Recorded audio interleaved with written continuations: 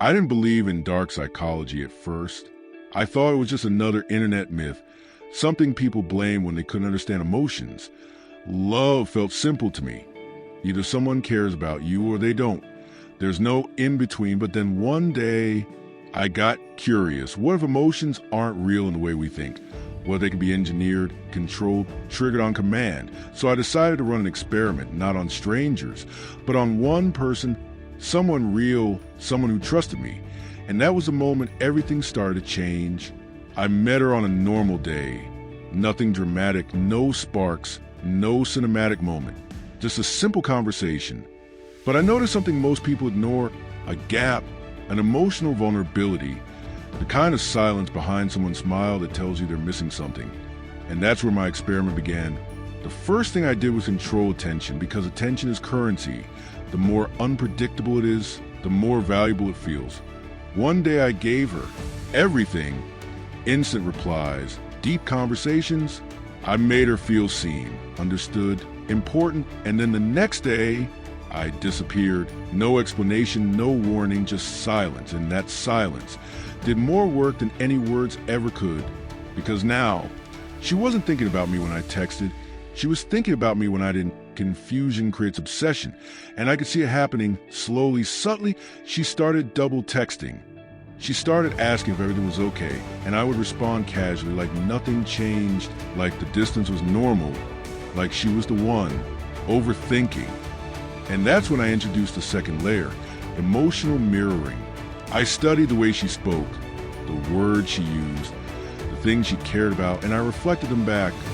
Perfectly, I became someone who understood her on a level no one else did, or at least that's what she believed.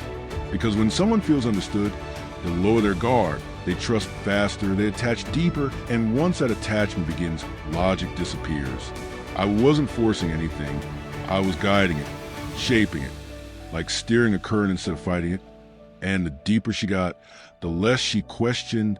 I created moments, small emotional highs, unexpected compliments, late night conversations, vulnerability at just the right time. And then I would pull back again, creating emotional withdrawal, and that cycle, reward and absence, reward and absence. It rewires the brain.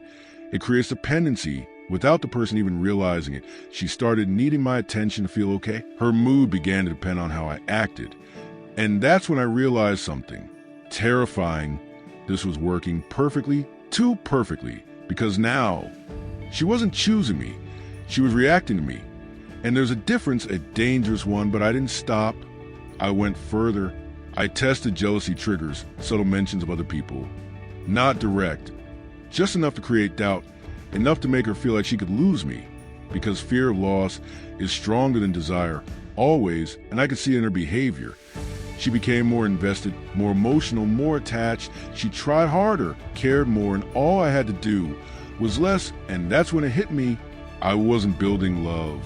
I was building control, and control feels a lot like love until it doesn't, because one night, everything changed. She asked me a simple question. Do you actually care about me, or am I just someone you talk to when you're bored? And for the first time, I didn't have an answer, not a real one, because somewhere along the way, the experiment stopped feeling like an experiment and started feeling real. But I didn't know if it was real for me or just another layer of manipulation, and that's the problem with dark psychology. The more you use it, the harder it becomes to tell what's genuine and what's engineered. I had created a version of myself that could make someone fall, but I had no idea if anyone could love the real me, or if I even remembered who that was anymore. She was already too deep, too attached, too invested, and I had a choice: keep controlling the situation or tell the truth and risk losing everything. But here's the truth no one talks about. Once you use manipulation in love, you've already lost something, even if you win the person, because now you'll always wonder, do they fall for you or the version of you that you created? And that question doesn't go away.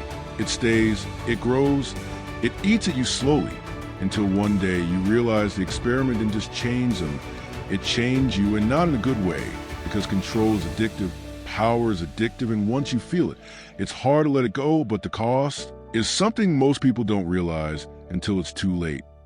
You stop believing in real love because you know how easily it can be manipulated. You stop trusting emotions because you know how easily they can be triggered. And worst of all, you start questioning every connection in your life, wondering if it's real or just another illusion. And that's how it ended, not with a breakup, not with a fight, but with a realization that some things should never be tested, because once you cross that line, you can't go back to seeing love the same way again. And maybe that's the biggest mistake I made, not using dark psychology, but proving to myself that it actually works